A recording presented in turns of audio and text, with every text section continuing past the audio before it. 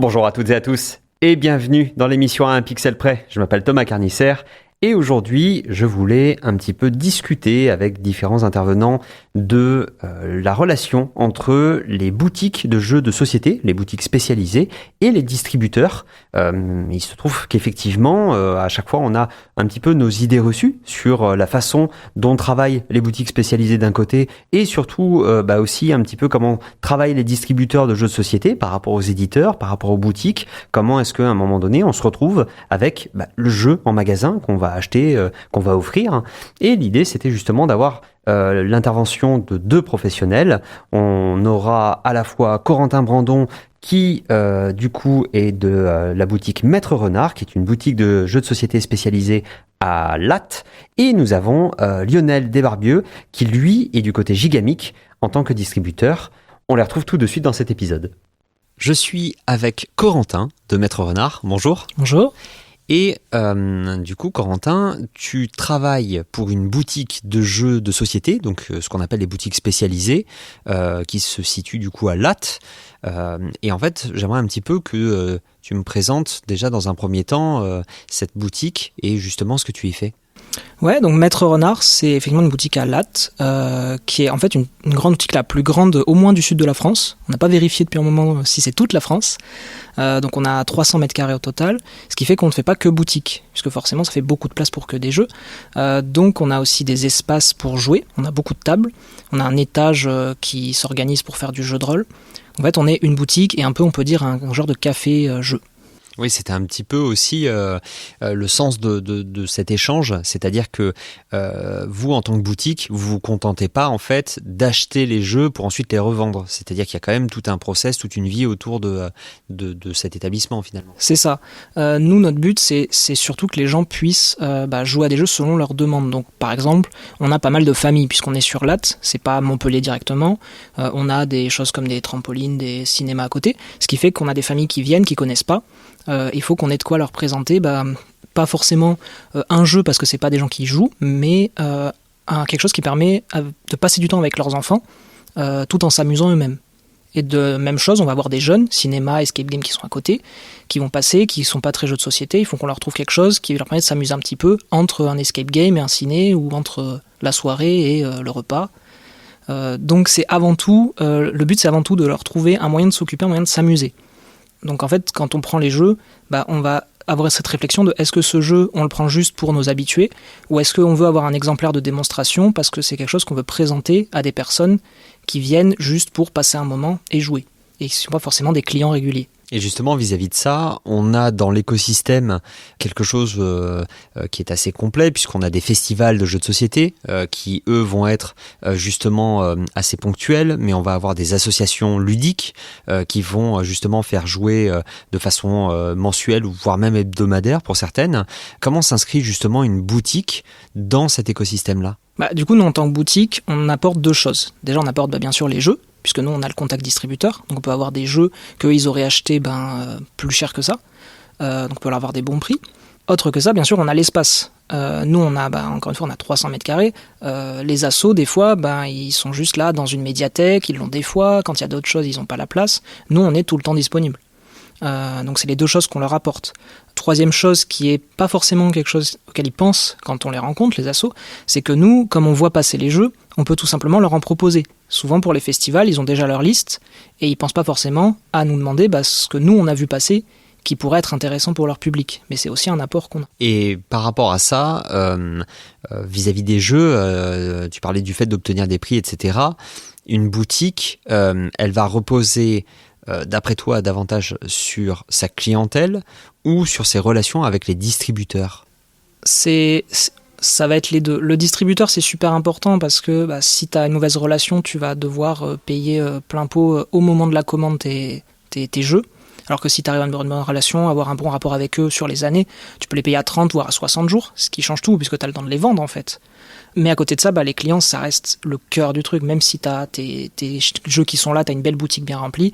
Si tu n'as personne qui vient te voir ou quand les gens ils viennent, ils n'ont pas envie d'acheter parce que tes prix sont pas compétitifs, parce que tu présentes mal les jeux, parce que tu sais pas de quoi ils parlent quand ils te parlent d'un jeu, forcément tu les perds. Donc je pense quand même que c'est le rapport client qui est le plus important. Et par rapport à ça, je parlais des distributeurs. On a les éditeurs de jeux de société et on a les distributeurs. Donc en fait, depuis la personne auteur ou autrice de jeu, on va avoir l'éditeur, puis le distributeur, etc. Comment ça se passe en fait concrètement quand on est boutique et qu'on n'a pas justement le lien directement avec l'éditeur ? Est-ce que ça crée des complications ou est-ce que en fait pour vous ça revient au même ? Le distributeur, c'est super pratique, hein. On préférerait bien sûr bosser directement avec la personne, comme un supermarché, il aimerait bien voir directement la personne qui fait ses légumes. Le truc, c'est que sans le distributeur, l'éditeur, il va devoir payer plus cher parce qu'il fait moins de masse de produits, donc il paye ses impressions plus cher. Il doit les envoyer lui-même, ce qui lui coûte aussi de l'argent. Donc moi, j'ai déjà pris des jeux directement à éditeurs indépendants, mais tout à coup, ça va coûter quelques euros plus cher. Et quelques euros, quand tu fais des jeux qui coûtent 10-15 euros, ça se sent très vite. Et par rapport à ça, justement, il y a une logique, et on va en parler assez rapidement, il y a une logique côté éditeur d'absorption du marché. Donc le principe est simple, quand on signe un auteur ou une autrice, on se retrouve avec l'idée phare de se dire on va faire 2000, 5000, allez soyons fous, 10 000 boîtes, en se disant le marché il va pouvoir absorber tant, etc. Justement, vous, de votre côté, vous vous retrouvez à gérer en fait ces nouveautés-là qui sont continues. On a beaucoup de jeux de société qui sortent. Comment est-ce que vous gérez en fait votre stock ? Le rayon se renouvelle toutes les semaines ? Alors, moi, je vois deux types de jeux. Il y a les jeux qui tiennent sur le temps. Donc, le plus simple, c'est les grands classiques, hein, Catan, Aventurier du Rail, Seven Wonders. Ça, c'est des trucs que tu vas restocker tout le temps parce qu'il y a tout le temps de la demande, vu que c'est des jeux qui ont 10-15 ans et qui sont toujours joués. Après, sur les nouveautés, c'est là que ça devient compliqué. Il faut arriver à faire le suivi des nouveautés, et il y en a de plus en plus qui sortent.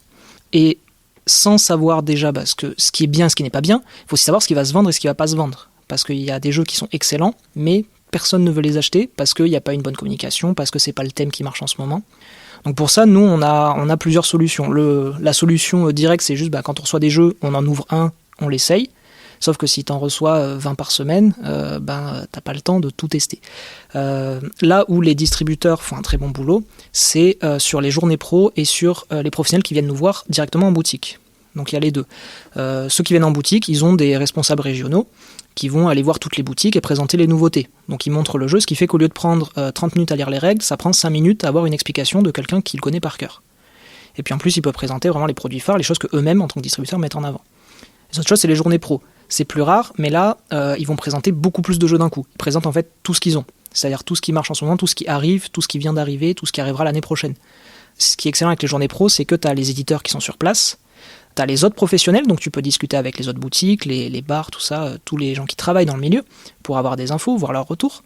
Et puis tu as toute une journée pour essayer, que tu prends à part, au lieu d'avoir quelqu'un qui vient dans ta boutique et qui te présente, où tu as encore des clients. Donc ça, c'est les meilleurs moyens. Mais malgré ça, il y a encore des jeux qu'on ne voit pas. Donc, dans tous les cas, on en rate. Et justement, là, quand tu décris en fait la relation avec le distributeur, on a l'impression que la boutique, elle est finalement cliente et que c'est le distributeur, le vendeur au final. Est-ce qu'à un moment donné, justement, tu parlais de relations et d'avoir des bonnes relations avec les distributeurs. Est-ce que justement, des fois, il n'y a pas des cas d'inversion quand le distributeur veut vraiment placer un jeu qu'il voudrait vendre et que vous êtes pas trop chaud? Est-ce que vous sentez justement cette idée que le distributeur essaie de vous convaincre de prendre tel jeu ou tel jeu? Clairement, ils essayent de nous convaincre sur certains jeux. Après, ils le savent très bien que s'ils essayent de trop forcer un jeu, on va aller voir chez d'autres distributeurs. Parce que le truc, c'est que y a des éditeurs qui sont que chez un seul distributeur et t'as pas le choix. Et puis c'est des gros distributeurs qui distribuent beaucoup. Mais il y en a pas mal qui sont multi-distribués ou des distributeurs où tu as un jeu ou deux qui t'intéressent et tu peux leur dire au pire, tant pis, je prends autre chose. Il y a tellement de jeux qui sortent, en fait, on peut se permettre. C'est une question d'offre et de demande, en fait. Si on est dans un secteur où tu as une dizaine de sorties par semaine de jeux, tu peux te permettre de dire à l'un, non, je vais pas prendre tes jeux, en fait, il y en a trop à prendre. Et ils comprennent. Et ils peuvent pas faire autrement, ils peuvent pas te forcer à prendre des jeux. Par rapport à ça, justement, comment est-ce que vous gérez? Parce que tu avais dit, il y a des jeux que tu veux garder comme les Seven Wonders, les Catan, etc. Sauf que je vois par rapport notamment aux jeux de cartes, On a Magic qui arrive avec des nouvelles éditions constamment. On a l'Orcana dans le domaine de Disney où ça devient pareil. Là, il y a un nouveau jeu de cartes à collectionner Star Wars. On a encore des jeux de cartes indépendants qui sont en train de se lancer. La taille des rayons, elle est définie finalement. On peut pas augmenter de façon. Est-ce qu'à un moment donné, il n'y a pas des décisions crève-cœur, ou est-ce qu'au contraire, il y a une espèce de ligne éditoriale au final côté boutique? Bon, sur le jeu de cartes, c'est encore un peu différent. On n'est plus sur le jeu de société. Jeu de société, comme il n'y a pas d'ultra fan. Il y a des gens qui vont être très fans de Seven Wonders, mais ils vont quand même chercher d'autres jeux. Sur le jeu de cartes à collectionner, les joueurs, ils en trouvent un et ils restent dessus. Quand ils essayent d'en faire deux, ils n'y arrivent plus. C'est trop difficile à suivre, il y a trop de sorties. Donc nous, on fait par rapport à notre communauté. Magic, Pokémon, l'Orcana maintenant, on a une communauté. Aldert, ça commence à se faire. Mais pardon, Yu-Gi-Oh, qui est quand même un pilier du jeu de cartes, on le fait pas et on le fera sûrement jamais parce que la communauté n'est pas présente chez nous. Flesh and Blood, c'est la même chose. On essaye d'avoir des joueurs, mais ils sont pas très nombreux, donc c'est compliqué de les avoir. Jeu de cartes à collectionner, ça dépend que de ça. Si j'ai 20 joueurs qui viennent toutes les semaines, je continue le jeu. Quand j'en ai plus que 2, je vais commencer à réduire jusqu'à ce que j'arrête de faire ce TCG. D'accord. Et c'est pareil finalement pour les jeux de figurines, pour les jeux de rôle aussi, parce que en fait, vous gérez pas simplement l'industrie du jeu de société, vous avez aussi les cartes à collectionner d'un côté, les jeux de rôle de l'autre, les figurines de l'autre. À un moment donné, est-ce qu'il y a des décisions, il y a des moments en fait de concertation? Est-ce qu'il y a aussi le côté regard des autres boutiques en se disant tiens, il y a cette boutique qui s'aligne plutôt là-dessus, moi je vais en profiter pour aller plutôt dans cette direction? Ça peut se faire. Après, nous, on privilégie quand même notre communauté. Parce que déjà, on est excentré. Donc les gens qui viennent ici, ils ont pris l'habitude de venir. Il y a peu de passages aléatoires. Là où en centre-ville de Montpellier, tu vas avoir du touriste qui passe, des gens qui habitent dans le coin qui connaissent pas. Là, c'est moins le cas. Donc on se base pas trop sur les autres boutiques. Après, c'est sûr que si on voit que personne ne fait quelque chose et qu'il y a de la demande, on va le faire. On va essayer. Parce qu'il y a une demande et les gens ils vont venir chez nous pour ça. Mais ça va surtout être ce que veulent nos clients. Donc sur la figurine par exemple, on a arrêté du Warhammer là, parce que la demande réduit. Warhammer, Game Workshop eux-mêmes, ils gèrent pas trop le truc, ils ont leur propre boutique maintenant, donc forcément ça change tout. Et donc on dirige autrement et on voit que nos joueurs, ils aimeraient bien en fait prendre de l'occasion. Donc on va commencer à faire de l'occasion de figurines, parce qu'il y a eu une demande de la part des associations de figurinistes et des joueurs qui viennent chez nous. Et quelque chose qu'on a pas mal abordé, mais plutôt sur le jeu vidéo, sur Radio Clapas, c'est le fait que on se retrouve en fait avec des adaptations de jeux vidéo en film. Est-ce que quand on a une adaptation qui fait penser à du jeu de société, typiquement il y a eu Donjons et Dragons au niveau du jeu de rôle, est-ce que vous avez senti en fait une vague de nouvelles personnes intéressées, ou est-ce qu'au contraire en fait pour vous la communauté d'une façon générale de Maître Renard, elle reste globalement la même? Est-ce qu'il y a un impact justement sur cette idée de pop culture en fait dérivée? Nous, ça reste très stable. On le sent un petit peu sur les familles, donc ça s'est pas senti sur Donjons et Dragons. Le jeu de rôle, les jeunes, les familles, c'est pas encore trop implanté chez eux.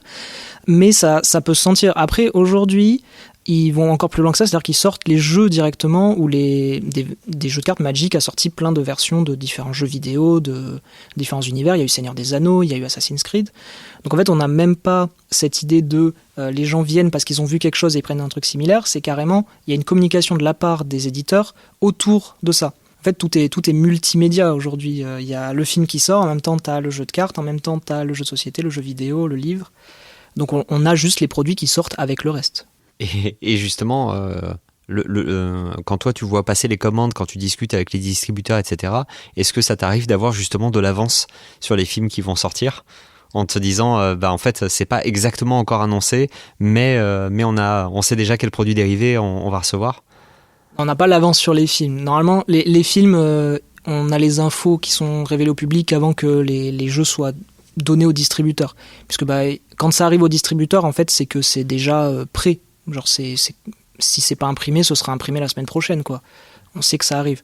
Donc, on n'a pas les infos. Nous, on sait juste au niveau des jeux eux-mêmes en avance qui sort. On a 3 extensions d'avance sur les TCG. On sait que tel produit sort en version version premium, machin, dans 3 mois. Mais c'est sur les produits eux-mêmes. On n'a pas des infos au-delà du jeu. Ok. Et donc effectivement, vis-à-vis de la relation en fait finalement boutique distributeur, il y a pas mal de points de vue. Il y a notamment le point de vue côté distribution de Gigamic. Donc on a eu notamment la confirmation en fait et aussi le point de vue finalement de Lionel Desbarbieux qui justement travaille à Gigamic et l'idée c'est un petit peu de retrouver lors de cette interview appartenait où tu y étais également justement cette vision là depuis le distributeur vis-à-vis des relations boutiques. On écoute ça de suite. Alors Gigamic a un peu plus de 30 ans puisqu'il a été créé en 1991 par trois frères en fait. Donc c'est une entreprise familiale, on va dire ça.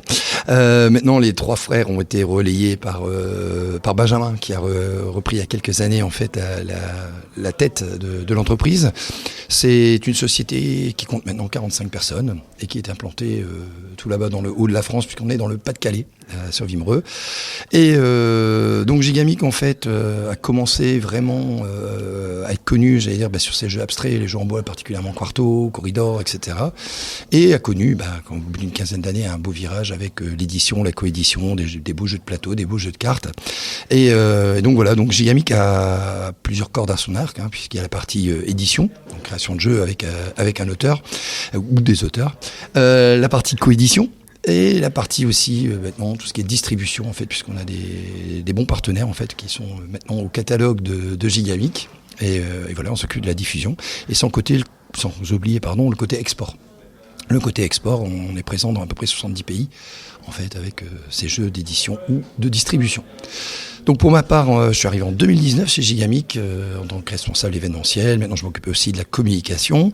Et puis donc, voilà, j'ai beaucoup de plaisir à aller sur les festivals. Je me déplace pas mal quand même. Je fais, on va dire une 15-16 festivals par an pour ma part, en présentiel. Et voilà, de tout type, de toute taille, j'allais dire, puisque ça va de partenaires. On va sur des petits festivals ou parfois, petits, c'est pas péjoratif, mais de 2500 visiteurs. Comme des festivals comme ici où il y a 250 000 personnes, Cannes, ou voire même Essen en Allemagne. Voilà. Et effectivement, là, tu nous as parlé de l'activité de Gigamic qui va finalement se diviser en plusieurs pôles pour un peu plus d'une quarantaine de salariés. Fait, est-ce que chaque pôle demande la même énergie ou est-ce qu'au contraire, il y a des pôles qui vont demander un tiers, 2 tiers en fait des salariés et le reste se répartit sur les autres activités? Alors, même si j'allais dire, tous les métiers sont importants, que ça aille, j'allais dire du service commercial, en passant par forcément l'édition, la coed, et jusque, je pense, toujours, on les oublie souvent, les gens d'entrepôt, puisqu'ils sont en bout de chaîne, et si rien ne partait, on resterait là où on est.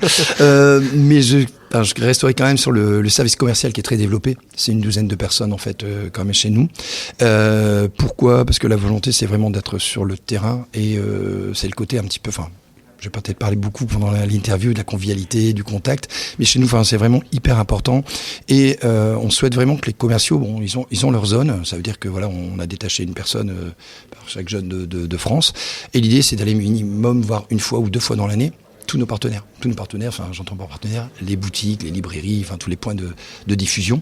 Et donc cette proximité terrain n'est possible que grâce à un certain nombre, j'allais dire, de commerciaux qui prennent leur petit bâton de pèlerin et vont présenter les nouveautés justement auprès des boutiques et en ciblant par rapport à chacune d'elles, j'allais dire, leur public et donc nos jeux, en fait, voilà. Donc je pense que une grosse force, c'est vraiment cette équipe commerciale, mais sachant que même si un commercial est affecté quelque part à une zone, il y a toujours des systèmes, tout simplement de contrôle de commandes, etc., qui fait que toute équipe commerciale connaît grand nombre des boutiques, grand nombre de nos partenaires, et c'est ça qui est hyper important, quoi. Donc voilà, grosse équipe de ce côté-là.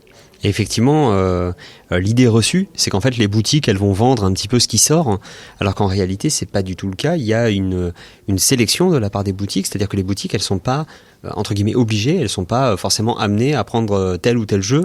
Et justement, c'est là où il y a une espèce de business to business, c'est-à-dire qu'à un moment donné, Gigamic doit aussi entre guillemets convaincre les boutiques finalement de prendre un jeu plutôt qu'un autre. Alors je dirais que par le terme convaincre quelque part, c'est plus je parle plutôt d'accompagnement de la boutique, dans le sens où, il y a 1000 jeux qui sortent tous les ans.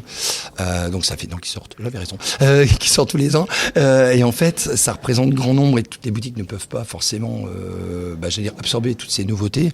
Donc je pense que ce qui est important pour une boutique, que ce soit des grands comptes, comme je citais que quelques marques, c'est pas bien, mais que ce soit des Cultura, des Fnac ou autres, qui doivent, on a l'impression qu'ils ont une grosse force de frappe par rapport à une petite boutique. Mais elles aussi doivent cibler par rapport, aux autres jeux présents, histoire de différencier, d'apporter une plus-value aux jeux gigamiques, en l'occurrence, et aussi par rapport à leur public. Ça sert à rien d'avoir une petite boutique familiale et de vouloir à tout prix vendre un jeu joueur, en tout cas trop initié, par rapport à son public. Parce que si c'est pour que les 6 ou 12 exemplaires pris restent pendant 1 an dans la boutique, je pense que le boulot n'a pas été fait. Certes, il y a eu 6 ou 12 jeux de vendus, mais c'est pas le but. On préfère, nous, vendre 6-12 jeux ciblés, et puis que, un mois, 15 jours après ou 3 mois après, nouvelle commande sur les mêmes jeux. Je pense que là, assurer la pérennité de la présence de nos jeux, je pense que c'est plus important que de vouloir réellement pousser tous nos jeux. Et je pense que c'est ça, donc l'idée de bien connaître ces boutiques et donc son public. Je parle du public de la boutique. Je pense que c'est ça qui est vraiment important. Et effectivement, un mot que tu as prononcé, c'est le mot absorption. Est-ce que c'est un mot qui est souvent utilisé vis-à-vis de la distribution, ou est-ce qu'à un moment donné, la thématique de l'absorption, c'est-à-dire en fait finalement la capacité du marché, en fait, il y a un jeu, si j'ai 10 000 boîtes, à un moment donné, est-ce que je peux écouler ces 10 000 boîtes ? Est-ce que justement, ce thème absorption, comment est-ce que tu le définis ? Et est-ce qu'il a différentes définitions selon justement le pôle où on l'utilise ? Alors je dirais que ça va dépendre du jeu. Avant tout, pour moi, ça va dépendre du produit. Parce qu'en fait, on va avoir des jeux qui vont vraiment être, tout public, on sait que ça s'adresser au bon public par rapport à notre gamme. Parce que les gens à travers Gigamic attendent peut-être certains types de publics. On est très axé, nous, on parle de famille, d'ambiance, enfants. C'est vrai qu'on n'est pas réputé sur des jeux hyper joueurs, des jeux de 3 heures, etc. autour d'une table. Là, c'est pas Gigamic pur, mais pour ça, on a des partenaires comme des gens, je prends l'exemple de Studio H, qui fait de très bons jeux, où là, oui, on va être autour d'une table pendant plusieurs heures.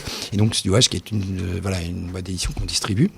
Mais par contre, donc, quand je parle de la capacité d'absorption par rapport à un jeu, c'est que, en effet, on peut avoir des fois des surprises ou des ambitions pour un jeu, mais l'idée c'est de rendre la quantité de jeux produits taillée par rapport au public attendu. Donc je pense que la bonne définition c'est ça, c'est pour que la boutique on puisse vendre nos stocks, il faut bien tailler ce stock par rapport aux attentes des boutiques. Ça je pense que c'est vraiment la première chose, et c'est vrai qu'on peut aussi avoir donc par cet effet de ciblage un renouvellement et donc et couler nos stocks. Ensuite par rapport aux surprises, je vais prendre des exemples qu'on a pu avoir avec Acropolis, forcément qui a été As d'or, qu'on a aujourd'hui, je vais prendre un exemple tout bête de Décal, qui est un jeu de cartes familial. On s'attendait à une belle réussite, mais pas autant, soyons honnêtes. Et donc en fait, on est en train d'augmenter notre production, et l'accueil du public, on le voit encore là sur le flip, vraiment au taquet.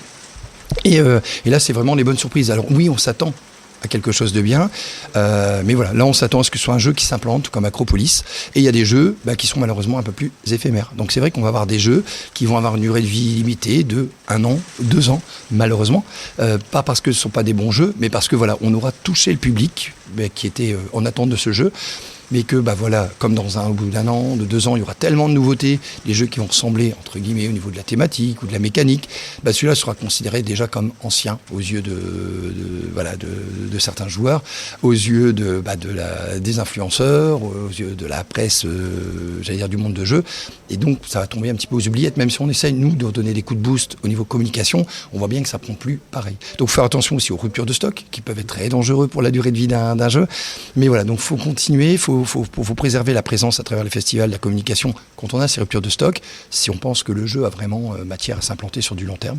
Et heureusement, il y en a.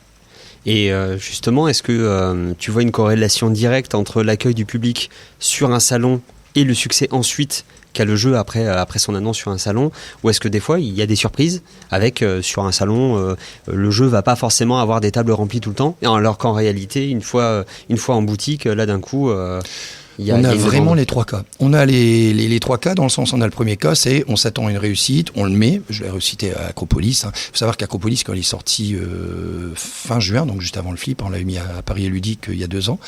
Et au départ, on avait prévu de mettre 6 à 8 tables sur le flip, et finalement, on a fait tourner pendant 12 jours 17 tables. Donc, et il y avait du monde qui attendait. Donc là, on s'attendait à ce système de succès quelque part, parce qu'il était attendu, on nous le demandait. À ce point-là, bon, peut-être pas. Mais donc voilà. Donc là, on fait tout ça pour dire que là, on accompagne. On savait qu'au niveau des boutiques, il allait être bien accueilli, au niveau du public, il était bien accueilli, et on le constate sur le festival. Après, on peut avoir des surprises, des jeux.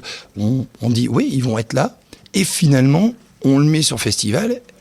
On a un meilleur ressenti en fait que prévu, et je pense que le bouche à oreille, et l'intérêt des festivals il y a, c'est que les gens en parlent, on rencontre des gens, tout comme toi en fait, voilà, de la presse, on parle de jeux et de certains jeux et tout, et on voit que ça prend mieux que prévu, grâce aussi à cette présence terrain, à la présence sur les réseaux sociaux, voilà, les influenceurs, etc. Et là, donc on a une belle surprise. Et donc, on augmente notre machine de production parce que c'est mieux que prévu. Et après, on peut avoir des petits étonnement, on va dire, parce qu'il y a des jeux qui marchent super bien sur le terrain, et finalement, je vais pas dire un peu boudés par les boutiques et le public, mais voilà, les gens sont contents de passer un bon moment autour du jeu, et on n'arrive pas à obtenir l'adhésion des boutiques et du public au niveau de l'achat du jeu. Là, c'est des fois des mauvaises surprises quelque part, parce que le public est là, l'engouement est là, le plaisir est là, mais le côté commercial n'est pas forcément présent au niveau qu'on pourrait l'espérer par rapport aux premières impressions qu'on a du public. Voilà. Et justement, est-ce qu'à un moment donné, en interne, est-ce que tu as nécessairement des chouchous qui sortent et justement tu surveilles la table en disant allez-y, jouez à ça, ou est-ce que justement en tant que professionnel depuis le temps, à un moment donné tu arrives à avoir le détachement entre guillemets émotionnel vis-à-vis des jeux que... Alors je pense qu'on peut avoir le détachement dans le sens où, enfin pour ma part, la présence sur festival se fait en 2 temps. Il y a la préparation papier, c'est-à-dire là où on va décider quelque part du nombre de tables, des lieux de présence, etc. avec les jeux qu'on va mettre en avant. Les jeux qu'on met en avant sont en phase, j'allais dire, avec nos lignes éditoriales, c'est toute une équipe marketing quelque part qui est derrière. Hein. On va avoir des actions commerciales, on va avoir des actions de communication. Donc, dès le départ, on va mettre en avant, entre guillemets, tous nos jeux répartis sur certains festivals. Donc déjà, cette phase-là, on ne peut pas trop mettre nos chouchous, même si on en a. Hein. On n'a pas de vue personnelle. On a des jeux avec lesquels on adhère plus, où on dit on a le waouh, mais personnel, voilà. Et après, une fois sur place, ces jeux sont animés, pas seulement par Lionel. Il y a toute une équipe d'animateurs qui eux-mêmes vont avoir aussi leur affinité par rapport à des jeux. Mais moi, je leur indique aussi qu'il faut mettre ça de côté et qu'on anime des jeux qu'on aime plus ou moins quelque part, parce que c'est vrai que même si on fait que des bons jeux chez Gigamic et qu'ils aiment tous, non, mais je plaisante, mais voilà, forcément, on a des affinités et donc, moi, charge à moi plutôt de vérifier que les animateurs soient bien transparents par rapport au fait de vendre quelque part le jeu à travers leur explication de règles, l'animation de la table. L'objectif, c'est que nos jeux soient bien vendus pour que les gens passent un bon moment. Ouais. Donc on explique bien les règles, on met la pêche qu'il faut, et s'il faut on se déguise, et s'il faut, voilà, toutes ces choses-là. Et j'aime bien que les jeux soient justement tous mis sur le même piédestal pour donner la même chance à tous les jeux. Donc oui, on essaye vraiment de mettre de côté en fait ce côté affinité, même si après on peut discuter avec les gens en off, j'allais dire, qui ont apprécié tel jeu, et leur dire oui, moi aussi c'est un petit coup de cœur. On peut le dire, mais ça s'arrête là en fait. Donc effectivement, du point de vue de Lionel, on a quand même notamment une importance vis-à-vis d'un événement comme Parthenay pour pouvoir se retrouver avec les boutiques notamment. Est-ce que pour toi, en fait, ces événements-là sont primordiaux vis-à-vis de la relation distributeur, ou est-ce qu'au contraire, il y a vraiment cette idée de relation dans la durée ? Nous, la relation qu'on a, elle est surtout avec notre, on va dire, référent du distributeur. Il y a une personne qu'on appelle, c'est tout le temps la même. Au fur et à mesure des années, on se connaît. Donc c'est avec cette personne qu'on discute le plus, qu'on a des informations. Quand on va les voir sur les salons, c'est super pratique, mais sur les festivals, pardon, mais c'est surtout pour voir ce qu'ils présentent en avance en festival. On va pas forcément les voir et discuter avec une personne qu'on connaît. On les voit en tant que boutique, ils savent que c'est utile, ils discutent avec nous, on peut leur dire ce qui s'est vendu, machin, s'ils demandent. Mais nous, l'intérêt, c'est de voir ce qu'ils présentent, de voir des gens y jouer, de voir ce que les gens en pensent. D'avoir vraiment l'expérience de terrain, quoi. C'est ça. En tout cas, merci beaucoup Corentin. De rien. Et puis à bientôt justement à Maître Renard ou sur les événements. Et à très bientôt. J'espère que vous avez apprécié cet épisode, que vous avez pu un petit peu découvrir les coulisses finalement de cette partie-là de l'industrie du jeu de société. Et puis, je vous souhaite une excellente fin de journée et à très bientôt.